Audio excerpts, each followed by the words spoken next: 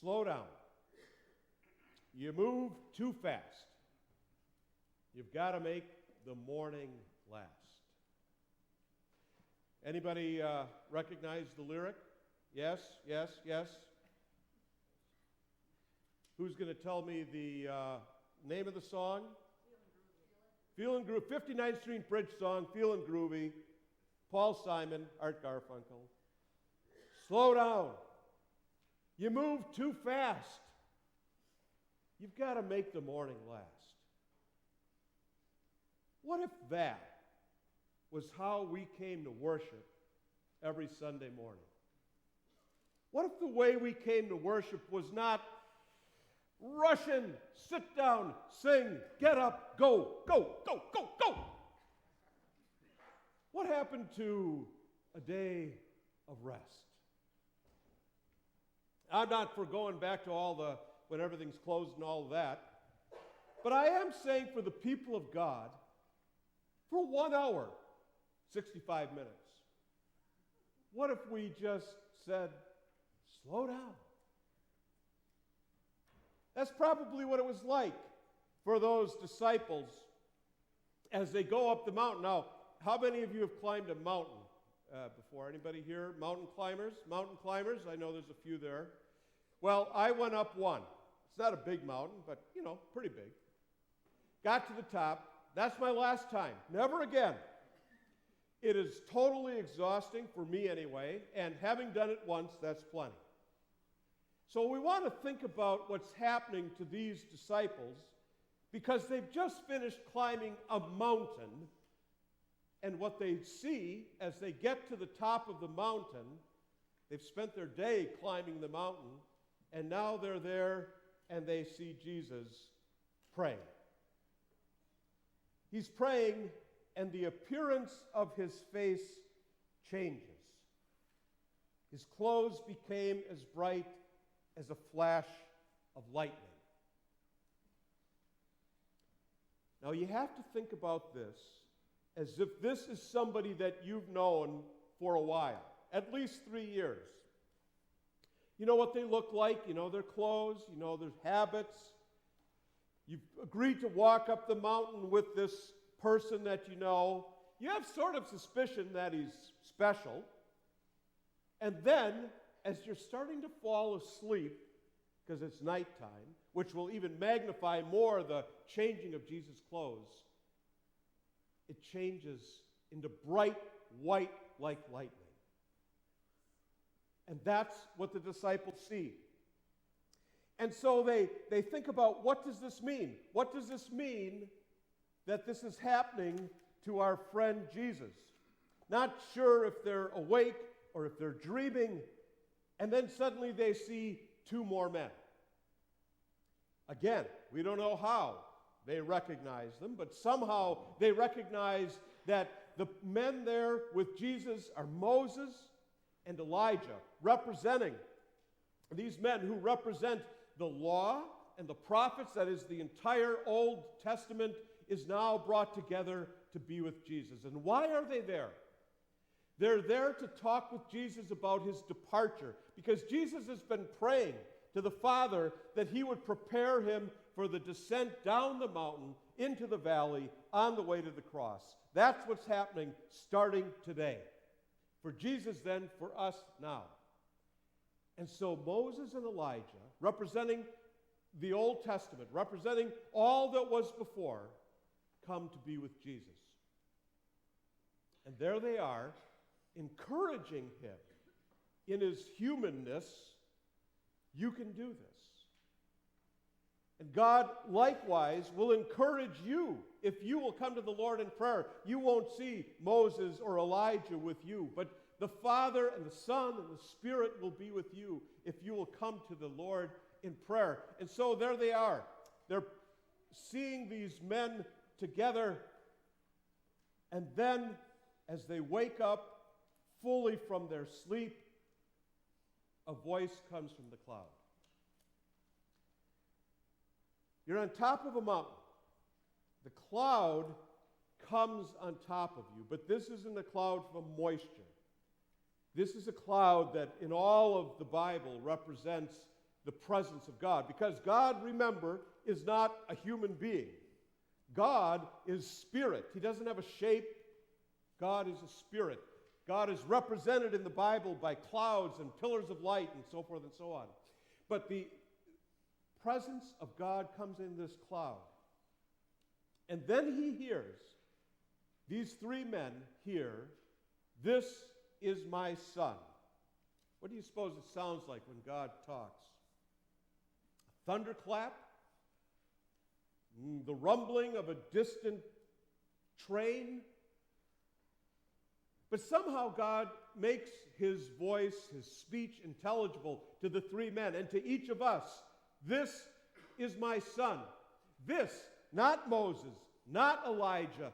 This one, this man whom you have seen changed. This is my son. Greater than Moses, greater than Elijah. That we can all sort of hear and go, whoop, all right, back to thinking about the Super Bowl. But think about what this means. I'm going to stop the story there and go to a little footnote. This is my son. Do you believe that? I'm thinking you must, or you probably wouldn't be here, right? This is my son. Now, if you believe that, how has it changed your life? I'm sort of addicted to these presidential debates. I watch both parties, listen to as many of them as I can. I love the whole thing. I'm sad it's going to be over in November. I love it all. And I love to react to what's going on. And one of the early, not last night, but in an earlier debate, I heard one of the candidates say, when they were talking about religion, and one of the candidates said, well, we all have our own way of expressing our religion. We all have our own way of spirituality. And I sit there in my chair, and I'm shaking my head, like maybe you are right now. Well, that's right. You see, we live in a pluralistic society. We have been, our culture has trained us, and this isn't a bad thing for politics, but I'm going to make the distinction in a second. We have been trained in our culture that is sort of like there are many ways to express the truth. And that all comes from what makes a lot of sense, that women and men are equal, that races are equal, that people with disabilities should have equal access, that all of these things, that this great equality that our nation is built on has sort of morphed into our thought about God. And so we hear somebody say that and we start going, yeah, that's right, that's right, that's right. And I agree. For a politician, I would say that too. But as a preacher of the Word of God, I say, this is my son. Moses is not. Muhammad is not. Joseph Smith is not. Jesus is the Son of God. You see, that needs to be the message of the church. Because if that's not what we accept as the message of God, if we don't accept what the cloud is saying as the gospel truth, the good news truth, then we are really just a nice social club that gets together to have some nice meals and sing songs we like. If this isn't why we get together, we shouldn't get together. Because you all have something better you could be doing this morning, getting the food ready for the party. But we get together because we've come to hear, this is my son. Don't be afraid to defend that. There's a difference between what is acceptable political speech and what is proper church speech. And that's what I want to defend. All right, that's the end of the footnote. So, the cloud goes away. Jesus is left alone. The disciples are there.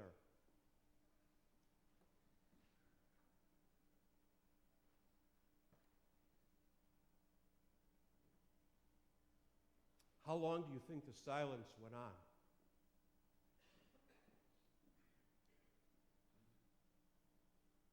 We just saw our friend Jesus changed into white lightning clothing. His face is transfigured as well into some face of God, I guess. And we've seen Moses and Elijah, and we've never been able to find Moses ever. And here he was on this mountain. And a cloud speaks. That's a time for silence. The disciples keep it to themselves and did not tell anyone at that time what they had seen.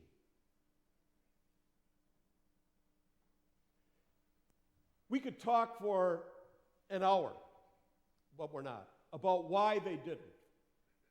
Some of the other Gospels, Matthew and Mark, tell us Jesus told them not to tell anyone. Luke doesn't include that. Luke, the historian, does not include that little tidbit. He just says this. And I think it's because they had seen the glory of God, and they didn't know what to say. Peter doesn't write about it for 35 years. It isn't until the year 65, so maybe 32 years, whatever, something like that. And then Peter finally writes, we didn't make up a bunch of clever stories, friends. We saw the glory of God in Jesus Christ. Good for them. But what about you and me?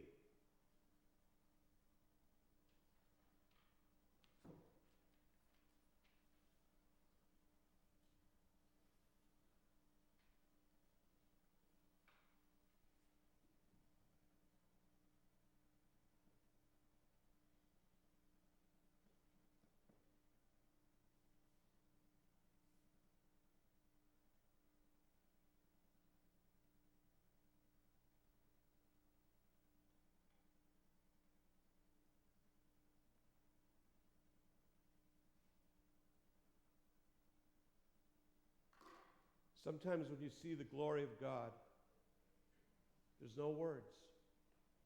There's no words. But when you know what you're looking for, when you slow down to understand what it is you're looking for, then you begin to see why you can't even talk about it.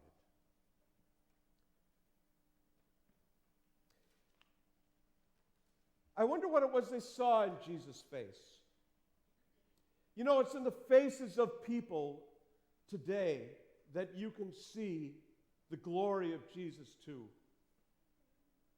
Frederick Buechner, one of my favorite authors, wrote this about how we might see Jesus in other people. He says, just like with those three disciples and Jesus, even with us, something like that happens once in a while. The face of a man walking with his child in the park, of a woman baking bread, of sometimes even the unlikeliest person listening to a concert, say, or standing barefoot in the sand watching the waves roll in, or just having a beer on a Saturday at the ball game. Every once and so often, something so touching, so incandescent, so alive, transfigures the human face so that it's almost beyond bearing. This week, slow down and look at some faces.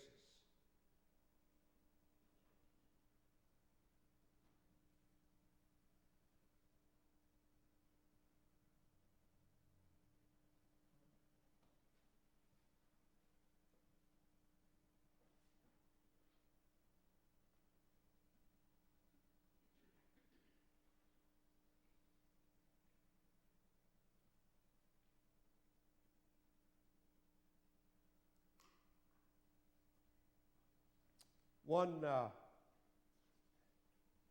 writer I found this week talked about slowing down by offering up something that Irma Bombeck wrote. And I want to offer this to you as maybe a little prescription for you to slow down this week. Somebody asked her whether, if she had a chance to live her life over again, would she? And she first said no, but then she thinks about it. And she says, I've changed my mind. If I had my life to live over again, I would wax less and listen more. I would never have insisted the car windows be rolled up on a summer day because my hair had just been teased and sprayed. I would have invited friends over to dinner even if the carpet was stained and the sofa faded. I would have eaten popcorn in the good living room and worried less about the dirt when you lit the fireplace. I would have taken time to listen to my grandfather or grandfatherly preachers ramble on. She didn't say the preacher part. I would have sat cross-legged on the lawn with my children and never worried about the grass stains. I would have cried and laughed less while watching TV and more while watching real life. I would have eaten less cottage cheese and more ice cream. I would have gone to bed when I was sick instead of pretending the earth would go on a holding pattern if I weren't there for a day.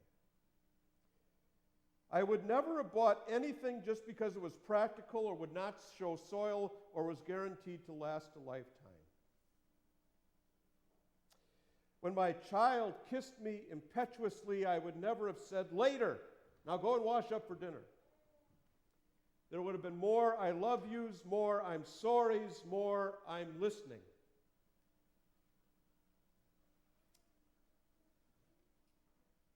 Find a way, physically or spiritually this week, to just sit and look at the light. Slow down. You move too fast. You got to make the morning last. As you come forward today, you're coming to receive the blood of Jesus Christ, the body of Jesus Christ. And some mysterious way, the transfigured Christ, we believe, is here today. Maybe you'll see Jesus' glory in the face of the person next to you. You know, as you're coming forward today, look at the faces of the elders. As you're leaving, look at the faces of the people who are seated. Look at the faces of the people behind you. It's all right to don't stare, but look. And maybe you'll see the glory of Jesus that's changed someone's life today. Maybe someone will see your face, and you will be different today than you've ever been before. Slow down. Make the morning last. Jesus is here. I'm not telling you some cleverly invented story. God's Son is here, and he's serving bread and wine to anyone who will eat it.